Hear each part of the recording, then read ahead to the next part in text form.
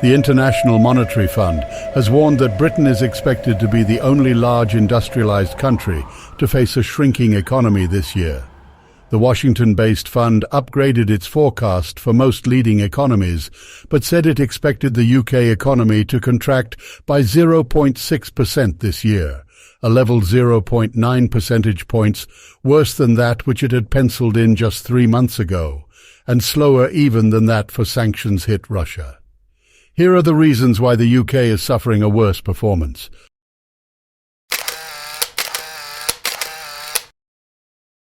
With inflation above 10%, household budgets can be stretched.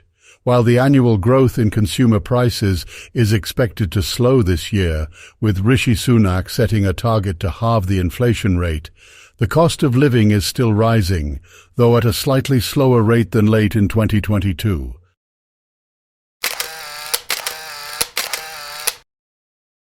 Businesses are crying out for people to fill job vacancies at all skill levels, and this must be the #1 focus for government if it's serious about economic growth.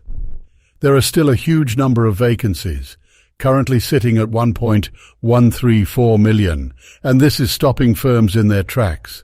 It means they are struggling to meet the orders on their books, and it puts any plans for growth far out of reach.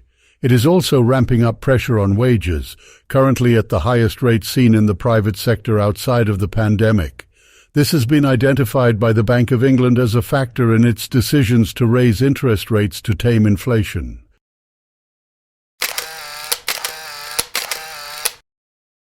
Brexit has resulted in changes to trade arrangements between the UK and the EU.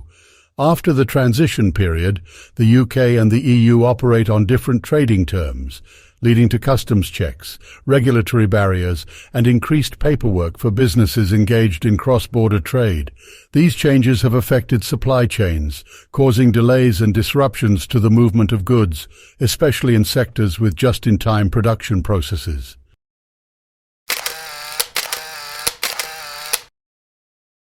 The Bank of England is poised to raise interest rates for the 10th time since late 2021, with an increase in the base rate to 4%.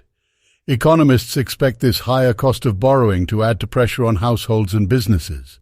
As many as 2.7 million homeowners with short-term fixed-rate mortgages are expected to pay at least £100 a month more to refinance their borrowing at the higher rates, with consumers and firms likely to rein in their spending to help meet higher borrowing costs.